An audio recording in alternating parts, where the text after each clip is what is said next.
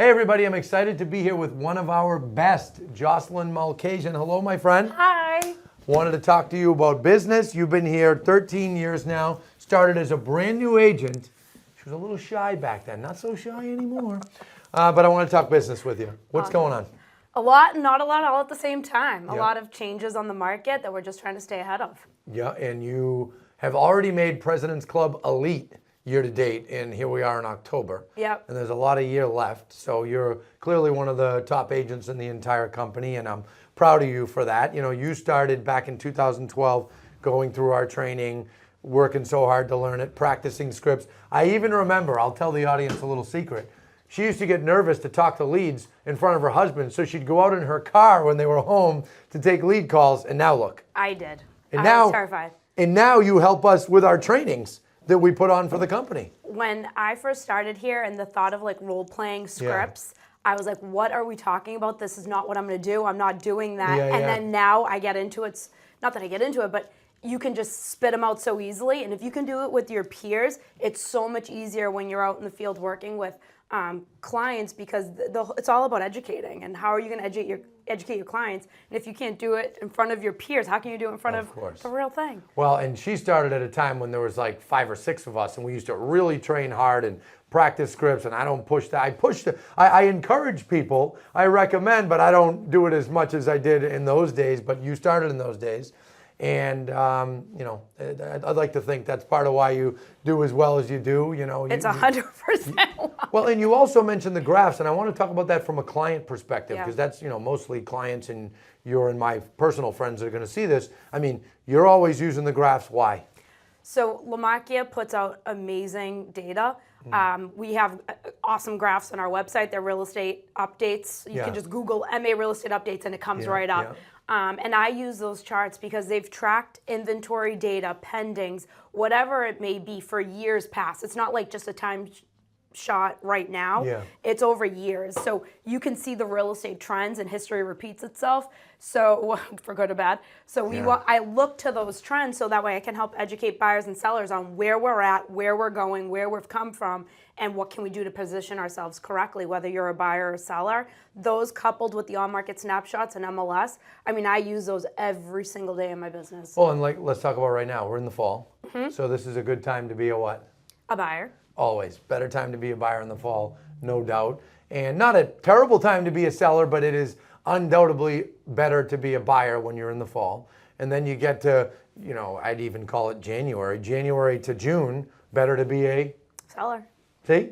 So those of you that are listening, those of you that may be considering doing business with Joselin, you should not be hesitating at all. You should be working with her because she's one of the best, not only in our company, but in the entire industry, entire Greater Boston area. And speaking of Greater Boston, you are about to be sworn in as the president of the Greater Boston Association of Realtors next month. Yes, December 11th is the installation. Month and a half, Yep. That's exciting. So tell me, why do you do so much in the Realtor organization? And let's tell the audience. I always wanted to be involved with the Realtor Association, more of like a volunteer committee. I really do think you do really great work on committees at the Realtor Association.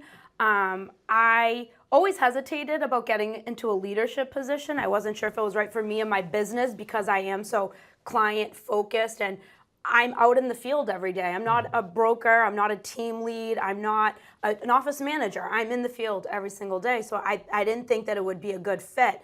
But then I started looking at it a different way. And I actually think agents that are in the field are with buyers and sellers and understanding what buyers and sellers and what our members are going through every single day is what is going to make a difference. So I actually started changing my perspective on who leadership is and what it means to be in leadership. So now I feel like I can be a voice for our members that are out in the field doing this every single day, as well as buyers, sellers, and homeowners' rights. And for those who may be confused, when she says members, she means fellow realtors. I do, sorry. No, don't be sorry. I mean, I just want to make sure that the audience fully understands what you're doing, because in addition to your very impressive real estate career, well, I shouldn't say in addition, as part of it, you're involved in leadership in the Realtor organization, and for the next year, you're going to be a bit busier than normal with that. Now, let's go back to business for a few minutes. You are handling clients in primarily what areas? Greater Boston area, so I kind of do 95 and in. If you're looking at the map of Massachusetts, with the greater focus of Waltham, Watertown, Belmont, Arlington, those are the areas where I'm every single day. That's right. And you just closed a huge sale. I did. Yesterday, 2 point what? Just shy of 2.9. Just shy of 2.9 million. And where was that sale? Brookline. Wow, good for you. You had the buyer or the seller? Seller. That's awesome. That's a good one. Yeah. Brookline's a beautiful town. Awesome area. And that's a great sale. Now, you also do a lot of relocation business. I know that our relocation VP, Sarah, loves you. And Love Sarah. well, yes, and we all do. But here's the thing. Most agents, and I'm not saying this as a knock to other top agents, but most agents, when they reach your level, they're not really interested in serving relocation clients and taking less commission and things like that. But you have kept that as part of your business, and many of them have become clients for years, and you seem to enjoy it. I do. I always love meeting new people. I'm a people's person. I love to get in anything that we're doing where it's interactive and social. Yeah. I'm for it.